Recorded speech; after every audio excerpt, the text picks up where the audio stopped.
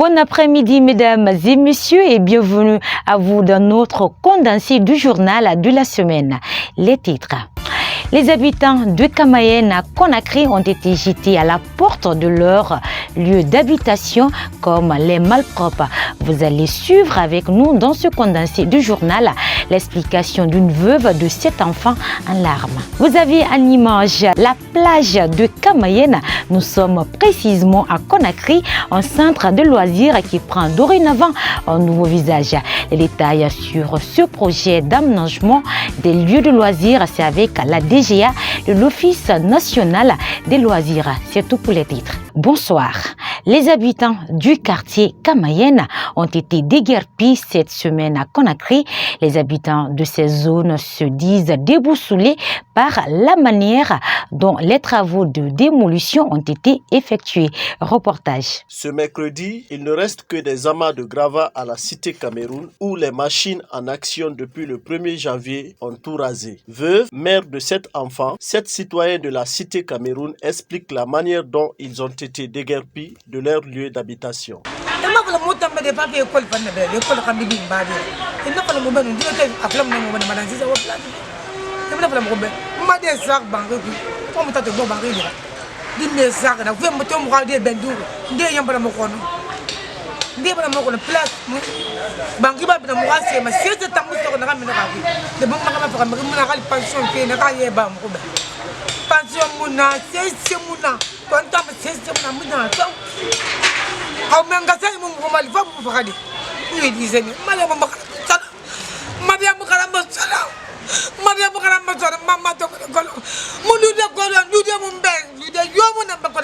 Dans son cri de cœur, notre interlocutrice déclare qu'elle n'a reçu aucun dédommagement de la part des autorités de la transition.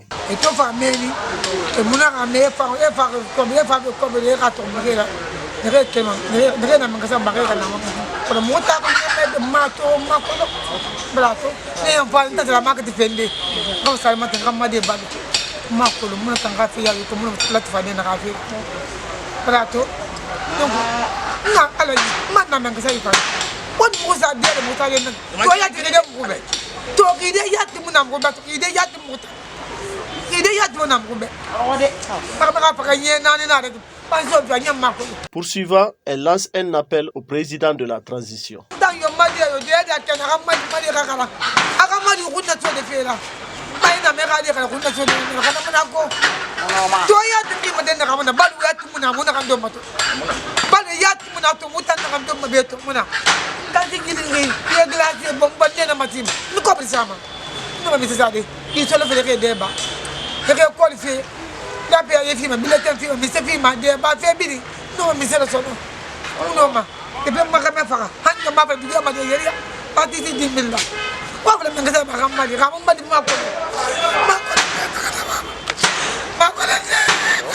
La plage de Camayen est l'un des lieux de loisirs aménagés par les nouvelles autorités.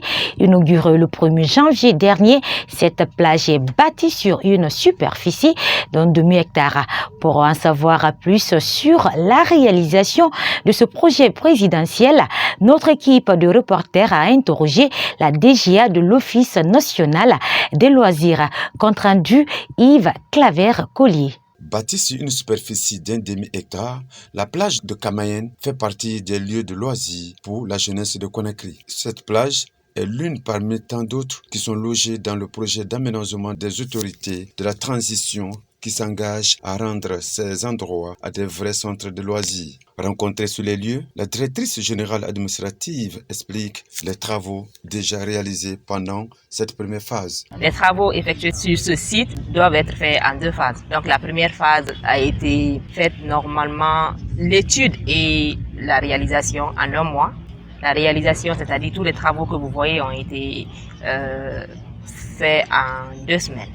Dans le même sillage, elle nous décrit les différents compartiments. Vous allez voir un peu sur la plage ici, vous avez le terrain de football, le terrain de volleyball, vous avez une aire de jeu pour les enfants, un conteneur qui sert de bâtiment administratif. Vous allez voir ici qu'on a un terrain de basketball qui est en train d'être terminé parce que figurez-vous qu'on a eu à faire un terrain de basketball avec béton armé en 48 heures, donc 2 jours avant l'inauguration. Se réservant à ne pas se tromper sur le coût exact de réalisation de ce projet, cette directrice donne le nombre des entreprises qui ont travaillé et la méthode d'obtention des marchés. Là, vous n'avez pas une seule entreprise qui a travaillé sur la première phase. Normalement, il y a eu 4 entreprises et on a fait des appels d'offres et tout, mais il y a eu 3 entreprises sélectionnées qui ont travaillé, qui ont pu rendre ce travail-là en 2 semaines. Le coût, normalement, ça a été réalisé, si vous voulez, par le sponsor. On a eu un sponsor, la direction du port autonome.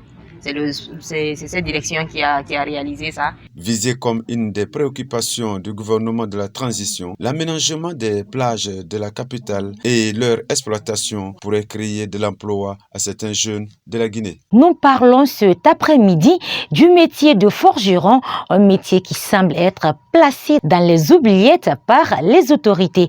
Rencontré dans son atelier dans la commune de Matoto, cet homme de métier explique les difficultés rencontrées dans ce métier. C'est un reportage rendu en studio par Ansira Silla. Si le métier de forgeron était hier une activité assez traditionnelle, de nos jours, ce métier évolue avec le modernisme où l'on trouve de divers articles plus modernes correspondant aux besoins des êtres humains dans leur temps. Rencontré dans son atelier entouré des apprentis, des valises, des fourneaux métalliques et d'autres matières liées à son travail, ce maître forgeron nous explique comment il se ravitaille des matières premières de son métier. Si je gagne le prix de matières premières, je pars acheter les tôles chez les revendeurs. Dès mon arrivée à l'atelier, je peux fabriquer des différents modèles tels que les fourneaux, les valises métalliques et autres choses. C'est de cette manière que je me débrouille. Dans la même lancée, cet homme de métier nous relate les difficultés rencontrées.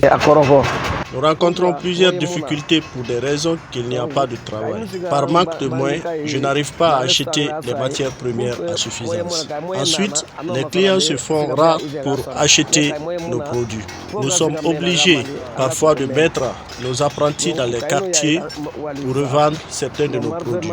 Il y a des moments aussi que nous faisons beaucoup plus de ventes lorsqu'il y a des cérémonies dans le quartier. À la fin de son intervention, ce maître forgeron lance un appel aux autorités et aux personnes de bonne volonté de leur venir en aide. Nous demandons aux autorités et aux personnes de bonne volonté de nous assister financièrement afin que nous arrivions à atteindre nos objectifs. C'est notre souhait le plus ardent.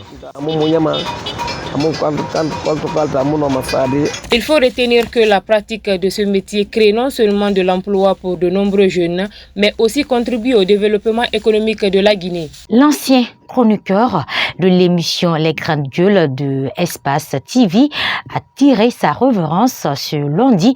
Selon nos informations, Ahmed Kourouma est décédé ici à Conakry des suites de maladies. Suivez quelques témoignages de ses collaborateurs dans ce reportage. L'ancien homme politique et chroniqueur dans l'émission des Grandes Gueules est décédé ce lundi des suites de maladies à Conakry. La disparition d'Ahmed Kourouma est une perte non seulement pour le groupe Adafo Média, mais aussi pour la presse guinéenne. Désormais, il laisse un grand vide dans le paysage médiatique guinéen. Moussa Yeroba est l'une de ses collaboratrices. Ahmed était une bonne personne. Il était entier, Ahmed. Il n'y avait pas de demi-mesure chez lui. Tout ce qu'il faisait, il s'adonnait à fond, avec le cœur, avec la passion, avec l'amour. Et c'est comme cela qu'il a fait quand il était en politique. Il s'est toujours engagé, je pense, du côté des faibles, du côté des démunis, du côté où, en tout cas, il n'y avait pas le beurre, parce qu'il a eu la possibilité, notamment, de rejoindre le pouvoir, parce qu'il a travaillé à un moment donné avec Papa Koli, qui a bénéficié de nomination. Mais il est resté dans l'opposition jusqu'au moment où il a senti qu'il voulait changer de cap et il a rejoint le monde de la presse. C'est inédit qu'on voit un politique briser les chaînes du côté de la politique et repartir, rebondir dans le paysage médiatique. C'est une première, c'est inédit. Mais il a réussi quand même à franchir le cap, à faire une belle transition, à s'imposer dans le monde des métiers. Connu pour son franc-parler, Ahmed Kourouma était chaleureux et courtois avec ses collaborateurs. Pour cette responsable du groupe Adafo, ce décès est un coup dur pour eux. C'est un coup terrible, c'est un choc pour quelqu'un que vous avez côtoyé comme ça. Si on était parti chez Ahmed le voir alité pour voir qu'il était effectivement malade avant qu'il ne décède, ça aurait peut-être été un peu plus facile. Et donc c'est un choc ici hier, on n'en revenait pas. Mais que voulez-vous, on est des êtres humains, on est tous appelés à mourir. Nous vivrons jusqu'au jour où Dieu voudra qu'on vive. Un homme à conviction qui s'est assumé, un homme entier qui était chaleureux avec ses collaborateurs. Chacun de nous ici peut vous raconter une petite anecdote avec Ahmed. Il a dû faire quelque chose qui a marqué la vie de chacun de nous. Il laisse derrière lui une veuve et 3 enfants. C'est tout pour ce condensé du journal. Nous vous remercions de l'avoir suivi. Grand merci à Siko Kamara pour la réalisation. Bonne suite de programme.